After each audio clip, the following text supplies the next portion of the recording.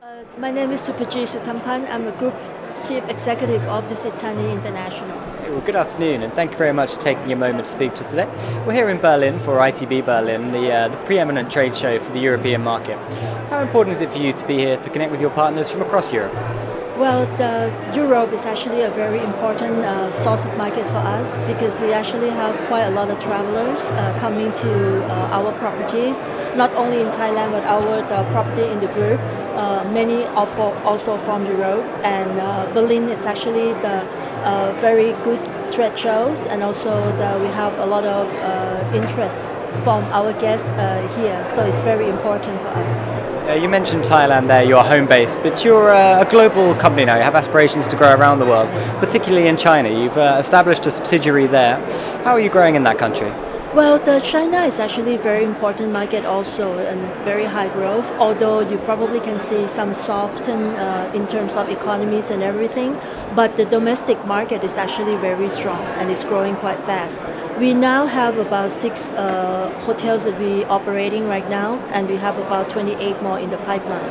So I think we do pretty well in China, and we also see a lot of good introduction for us in China, because there will be a lot of people know about our brand and want to go to other countries and visiting our other property as well.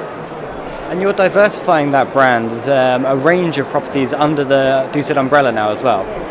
Because right now the travelers expect a different kind of experience. In the past 70 years, we founded 70 years ago. Our main focus is in the full service hotel, from the upscales to the mid-scale hotels. However, there's also a lot of more requirement from the travelers, like say for example the very fast growing segment, millennial travelers.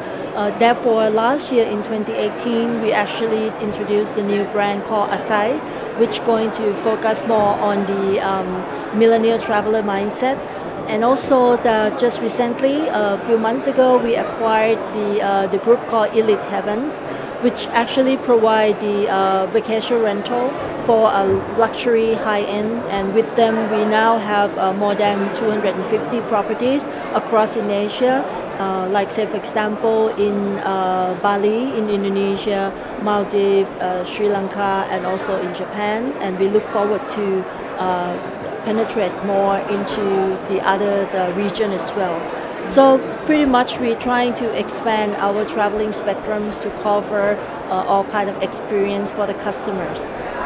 Changing focus slightly to the Middle East, you have a fabulous property in Dubai, but you're moving into a new market in Qatar. Right, we do plan have the hotels to open in Qatar within first quarter, within March this year, and also in the pipeline we do have something in Oman and also in Bahrain this year as well. And we also have a good potential business in Saudi Arabia. So we also think that Middle East is actually very important market for us as well. And we will try to grow from where we have is actually in Dubai and also Abu Dhabi. So yes. Okay, and just finally, your flagship property, Dusit Thani Bangkok, very famous there in Thailand. It's closed for renovations now. What are your ambitions for the new property?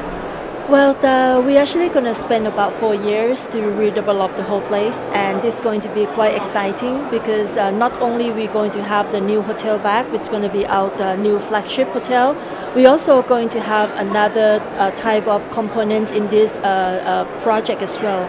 We do going to have the residential, office, and also retail, because this location is actually the heart of Bangkok.